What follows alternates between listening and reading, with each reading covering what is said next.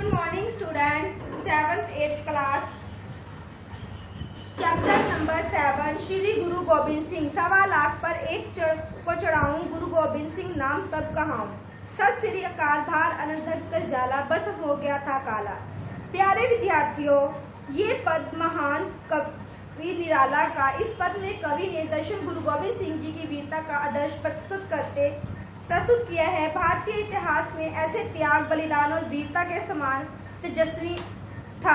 उनकी वाणी में ओज था। उन्होंने अन्याय का अंत करने के लिए सत श्री अकाल का नारा लगाया था। उन्होंने निर्जीवों में प्राण फूके, कायरों को वीर बना दिया, वीरों को सिंह बना दिया। उन्होंने एक एक सिंह को लाखों से जूझने का साहस दिया। उन्होंने काल का अवतार बनकर शत्रुओं के शक्के छुड़ा दिए। इस तरह उन्होंने धर्म, जाति और राष्ट्र को नया जीवन दिया। ऐसे महान नेता और भारत माता के सपूत दशम गुरु गोबिंद सिंह ने विनय भाव से कहा था, मैं हूँ परम पुरख को दासा, देखने आयो जगत तमाशा। वे अकाल पुरख के अवतार थे। वे जाति और धर्म की रक्षा के लिए 22 दिसंबर 1666 को पटना के अवतारित हुए थे। उनका बचपन का नाम गुरु गोबिंद राय रखा गया था। उनके कुछ समय बाद उनके पिता नवम गुरु तेग बहादुर पंजाब लौट आए पर गोविंद राय और उनकी माता श्रीमती गुजरी जी लगभग 8 साल तक पटना में ही रहे। गोविंद राय का बचपन होनहार वीरवान के हो चीखने पात कहावत चिरतार्थ करता है। बचपन में वे साधारण बालकों के समान गुल्ली डंडा, दौड़ पकड़ जैसे खेल नहीं खेलते। वे घोड़े की सवारी करना, हथियार चलाना, साथियों की 2 टोलियां बनाकर नकली युद्ध करना और शत्रु विजय में खेल खेलते थे। वे खेल में अपने साथियों का नेतृत्व करते थे। शस्त्र की तरह शस्त्र विद्या से भी उन्हें बड़ा प्रेम था। उनकी बुद्धि असाधारण थी। उन्होंने आसानी से हिंदी, संस्कृत, फारसी भाषा को सीख लिया था।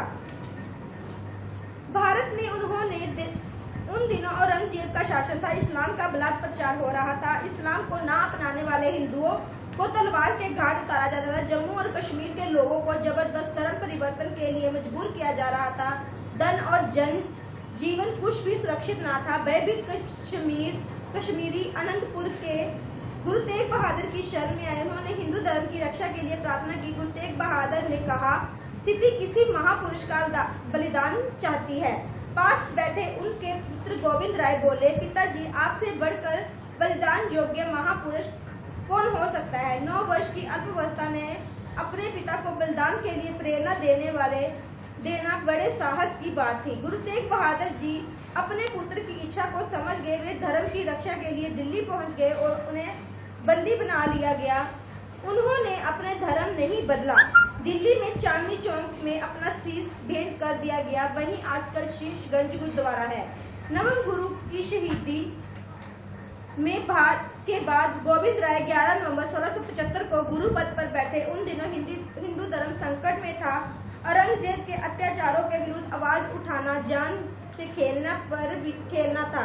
पर गोविंद राय ने गद्दी पर बैठते ही धर्म की रक्षा का बीड़ा उठाया। औरंगजेब के अत्याचारों की चुनौती देने के लिए गुरु परंपरा को बदल दिया। वे मसनदों एवं सेवकों से राजाओं की साज सज्जा तथा सामग्री की वस्तुएं भेंट लेने लगे। काबुल में एक मनसद दुनीचंद ने 2.5 लाख रुपए से एक डेहरा तैयार कर गुरु को भेंट किया। इसे पाकर गुरु जी प्रसन्न हुए।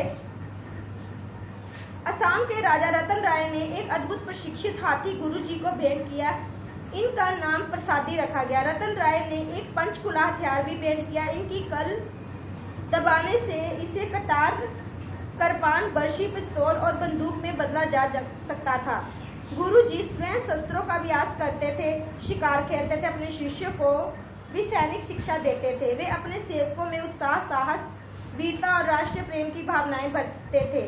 परिस्थितियां ऐसी थी जिनके कारण दसम गुरु जी को भक्ति के साथ शक्ति को संचित करना पड़ा। उनका मूल लक्ष्य धर्म, साहित्य और संस्कृत की रक्षा करना था। वे संस्कृत के महत्व को समझते थे। उन्होंने 5 सिखों को संस्कृत पढ़ने के लिए काशी भेजा। वह परंपरा खूब फूली फली। संस्कृत के ये विद्वान निर्मले कहलाए। गुरु गोबिंद सिंह के सिखों को संस्कृत ग्रंथों का ज्ञान करवाने के लिए महाभारत, रामायण, उपनिषद, पुराणों आदि का भाषानुवाद करवाया। वे स्वयं उच्च कोटि के कवि थे। कहा जाता है उनके दरबार में 52 कवि रहते थे। उन्होंने महान साहित्य रचा था। इस प्रकार शस्त्र और शास्त्र विद्या का अभ्यास करते और कराते उन्होंने 9 साल आनंदपुर साहिब में व्यतीत किए। सन 1684 में नाहन के राजा मेदिनी प्रकाश के निमंत्रण पर गुरु गोबिंद सिंह अपने प्रशिक्षित सैनिकों और शिष्यों के साथ पांवटा गए। सुरक्षा की दृष्टि से उन्हें वह स्थान अच्छा लगा। उन्होंने वहां यमुना के किनारे सन 1685 में एक किला बनवाया जिनका नाम पांवटा साहब रखा गया। पांवटा का अर्थ था पांव टिकाना। जिस स्थान पर गुरु जी ने पांव टिकाया वह स्थान पांवटा साहिब के नाम से प्रसिद्ध हुआ। वहां गुरु जी ने अपनी सैन्य शक्ति को खूब बढ़ाया। औरंगजेब द्वारा सेना से निकाले गए 500 वीर पठान वही उनकी शरण में आए थे। निडर गुरु जी ने उन्हें अपनी सेना में भर्ती कर लिया। इससे औरंगजेब कुपित हो गया। गुरुजी की बढ़ती हुई शक्ति को देखकर पहाड़ी राजा ईर्ष्या करने लगे। वे उनके शत्रु बन गए। सन 1699 में विसाखी के पर्व पर गुरुजी ने आनंदपुर साहब के दरबार सजाया। भारी सभा में उन्होंने बलिदान के लिए 5 शिष्यों की मांग की। गुरुजी की ये मांग सुनते ही सारी सभा में सन्नाटा छा गया। फिर एक एक करके लाहौर का क्षत्रिय दयाराम, दिल्ली का जाट धर्मदास, द्वारका का धोबी मुकम चंद, जगतनाथ का कहार, हिम्मत राय, वीर का नाई साहब चंद पांचों बलिदान के लिए सामने आए। इस प्रकार गुरुजी ने 5 प्यारों का चुनाव किया, उन्हें अमृत छकाया तथा उन्हें 5 कंकार धारण किए। इन सिंगों को सजाया और फिर स्वयं उन्हें अमृत छका।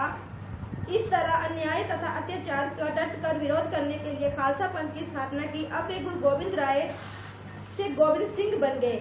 गुरु जी वीर थे, योद्धा थे। उन्होंने सेना सजाई थी अपने राज्य का विस्तार करने के लिए नहीं।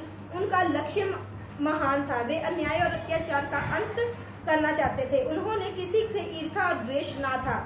वे धर्म और शांति की स्थापना करना चाहते थे। वे पहाड़ी राजाओं ने गुरु जी को समझा नहीं। वे उनके कट्टर शत्रु बन गए। पहाड़ी राजाओं ने भीमचंद प्रमुख थे, उससे फतेह शाह और गुरु जी पर आक्रमण करने के लिए विवश कर दिया। भीमचंद की लड़की की शादी फतेह शाह के पुत्र से हुई थी। उसने फतेह शाह को कहा, डोली बाद में उठेगी, पहले गुरु गोबिंद सिंह पर आक्रमण करो, मरता क्या ना करता। उसने आक्रमण किया पर सिखों की विजय हुई। बरहानी का ये युद्ध पांवटा दुर्ग के पास हुआ। गुरु जी उदार थे। उनका विरोध किसी व्यक्ति और किसी संप्रदाय से ना था। उनका विरोध अधर्म और अन्याय था। जम्मू के सूबेदार मियां खान ने अपने सेनापति अलीफ खान को पहाड़ी राजा भीमचंद से कर लेने के लिए भेजा। उसने कर देने से इनकार कर दिया। अलीफ खान ने भीमचंद पर आक्रमण कर दिया। गुरुजी जजिया के अधर्म समझते, इसलिए उन्होंने भीमचंद की सहायता की। अलीफ खान युद्ध में मारा गया। इसे नौदान का युद्ध कहते हैं। सन 1704 में औरंगजेब की प्रेरणा से लाहौर और सरहिंद के सूबेदारों ने पहाड़ी राजाओं की सहायता से आनंदपुर साहिब को घेर लिया। ये घेरा बहुत समय तक बना रहा। सिख भी इस लड़ाई में से तंग आ गए। औरंगजेब ने गुरु जी को पत्र लिखा कि वे दुर्ग को छोड़ दें और विश्वास दिलाया कि उन्होंने उनकी सेना को कोई हानि नहीं पहुंचाई जाएगी। सिखों ने गुरु को किला छोड़ने की सलाह दी। किला छोड़ दिया पर शत्रु सेना ने विश्वासघात किया। उसने चारों ओर से आक्रमण करके गुरु जी को घेर लेना चाहा। उससे सिखों को काफी हानि उठानी पड़ी और गुरु जी का परिवार भी बिखर गया। विकट स्थितियों में भी गुरु जी ने साहस नहीं छोड़ा। उन्होंने अपूर्व बलिदान का आदर्श प्रस्तुत किया। बाल्यावस्था में उन्होंने अपने पिता को बलिदान के लिए प्रेरणा दी। युवावस्था में अपने चारों पुत्रों को देश और धर्म के लिए निशावर कर दिया। चमकौर साहिब पहुंचकर गुरु जी ने अपने जाट शिष्य की हवेली को ही किला बनाकर औरंगजेब की सेना का सामना किया। उनके 2 पुत्र अजीत सिंह और जुझार सिंह शत्रुओं से लोहा लेते हुए चमकौर के युद्ध में वीर गति को प्राप्त हुए। उनके छोटे दोनों पुत्र जोरावर सिंह और फतेह सिंह को सरहिंद के सूबेदार ने जीवित ही दीवार में चिनवा दिया। उन्होंने हंसते हंसते मौत को गले लगाया पर अपना धर्म नहीं बदला। माता सुंदरी ने आंसू को देखकर गुरु जी ने भारी सभा में कहा, इन पुत्रों के शीश पे वार दिए सुचार, 4 मुए तो क्या भया, जीवित करे कई हजार। दशम गुरु जी साहसी और निडर थे। उन्होंने औरंगजेब को फांसी में पत्र लिखा था। इसे जफरनामा कहा जाता है। इसमें उन्होंने उसे विश्वासघात के लिए डांटा और धिक्कारा था। उन्हें दिनों औरंगजेब का निधन हो गया। बहादुर शाह आगरा के सिंहासन पर बैठा। उसे गुरु जी का समर्थन मिला। उसने गुरु जी का सम्मान किया। अपने अंतिम दिनों में गुरु जी गोदावरी नदी के किनारे नंदेड़ में रहने लगे। वहां माधो दास नाम एक विरागी ने उनकी भेंट हुई। गुरु जी ने उसे अत्याचार के और अन्याय का दमन करने के लिए पंजाब भेजा। बाद में वही वैरागी बंदा बहादुर के नाम से प्रसिद्ध हुआ। उसने सरहिंद की ईंट से ईंट बजाई और अत्याचारियों का अंत किया। गुरु जी ने आगे गुरुपद गुरुवाणी को देखकर पंथ को रास्ता दिखाया और सब विवादों का अंत कर दिया। नंदेड़ के में गुलखा नाम का एक पठान रहता था। उसने गुरु गोबिंद सिंह जी ने से मैत्री बढ़ाई, पर उसने गुरु जी से पुराना बदला लिया। एक दिन उसने एकांत में गुरु जी पर छुरे से प्रहार किया। गुरु जी शेर की भांति इस पर झपटे और कृपाण से एक ही प्रहार में उसका वध कर दिया। गुरु जी का घाव काफी गहरा था, कई दिनों से भरा। वे अभी स्वस्थ ही हुए थे कि बहादुर शाह द्वारा भेजी हुई भेंटों में से एक कठोर धनुष का चिल्ला चलाते हुए समय जोर से उनका घाव फिर से खुल गया। अधिक रक्त बह जाने के कारण 7 अक्टूबर 1708 ईस्वी को स्वर्ग सिधार गए। शुभ कर्मन को तो कभू न टरो का दृढ़ व्रत अपनाने वाले कर्मठ वीर, अन्याय और को चुनौती देने वाले साहसी योद्धा, ईर्षा द्वेष दैत्य के ऊपर उठाकर मानवता के प्रचारक, महान संत, धर्म और संस्कृति के उद्धारक, दिनों से संरक्षक, खालसा पंथ के संस्थापक दशम गुरु गोबिंद सिंह का व्यक्तित्व अलौकिक था। उनके आदर्शों पर चलकर आज भी हमारे देश का उद्धार हो सकता है। Okay students, thank you.